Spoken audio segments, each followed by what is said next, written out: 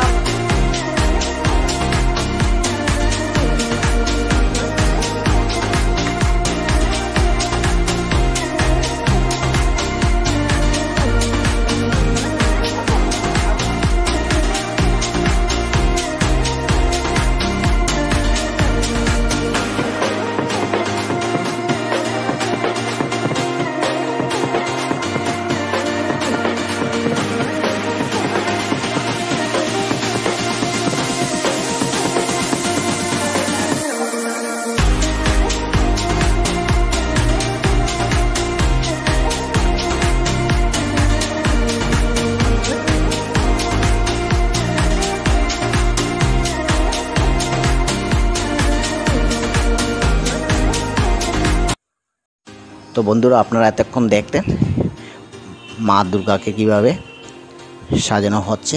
এখন তো শুধু গায়ে রং দেওয়া হচ্ছে, তারপরে তো মাকে শাড়ি পরানো হবে, গয়না পরানো হবে, মার চুল লাগানো হবে। তখন কিন্তু অনেক ভারী সুন্দর লাগবে মাকে দেখতে। আর তো পূজার বেশি দিন বাকি নয়, তাই মোটামুটি কাজ চলছে। কারিগর দাদারা অনেক পরিশ্রম করছেন, ওদেরকে কথা বলা যাচ্ছে না। তো যাই হোক, আজকে এখানে শেষ করছি। যদি ভালো লাগে তো অবশ্যই আমার পাশে থাকবেন। এগুলো এখানে শেষ করছি।